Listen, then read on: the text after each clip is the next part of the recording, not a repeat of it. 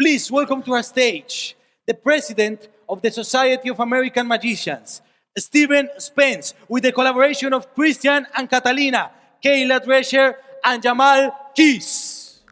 Baskin-Robbins is a global company world famous for its ice cream and for its slogan, 31 flavors of magic. The 31 flavors represents a different flavor for every day of the month. And it's meant to convey the message that Baskin-Robbins has a flavor for every specific taste. Well, in the same way, there is a different flavor or type of magic for every event. How many of you have used magic in some of your events? Anybody? Well, your challenge as an event planner is to find the proper flavor of magic for your event. My task today, sometimes that can be daunting, but my task today is to provide you with some key points to consider when choosing the right flavor for your marvelous event. So, you're planning an event and you know that you want it to be marvelous. So what now? What do you do? Well, the first thing to remember is that in order to have a marvelous event, you need a unified vision between you and the magician. This can only occur if you answer for yourself one question before you even begin the process of searching. And that is, what is the purpose of the magic as it relates to your event? Magic has four basic purposes. It's to sell, it's to inspire, it's to engage, and of course, it's to provide pure entertainment. Well, I brought with me today several marvelous performers who are going to provide you with just a little flavor of each of these four purposes for you to consider how they might apply to your event. Let's begin. For our first flavor of magic,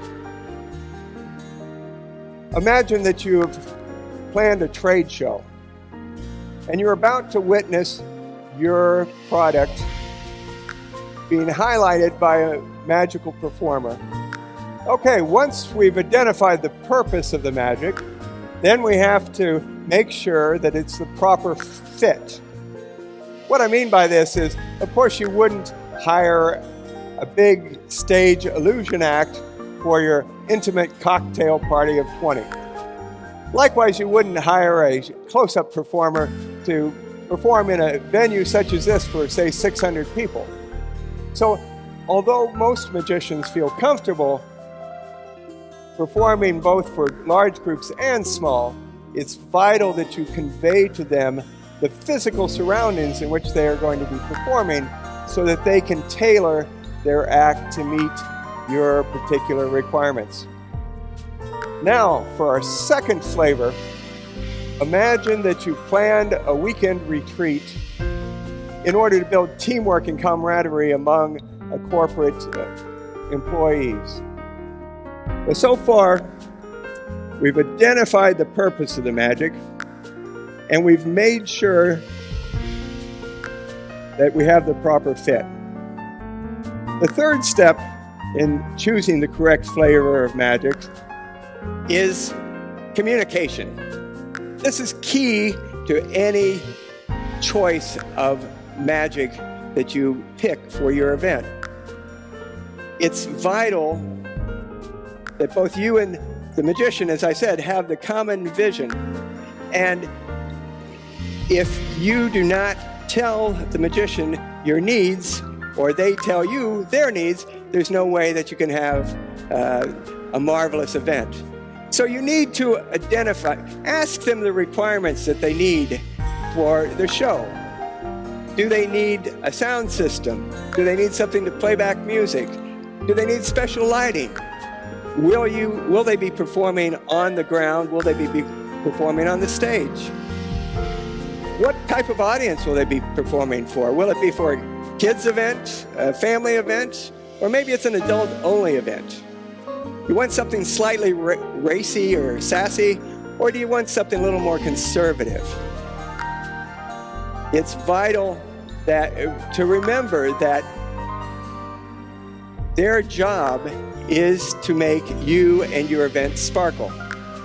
And they can only do that if you have proper communication.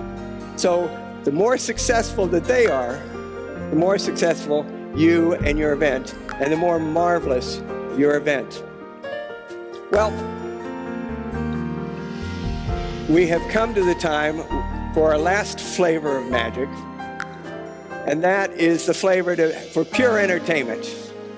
And this magician, this performer, is a corporate speaker and entertainer who has performed his style of magic for such corporations as the Family Channel, the Holland Cruise Line, Snapple, and Notre Dame University. He is able to break through any potential language barriers using the universal language of music and mime.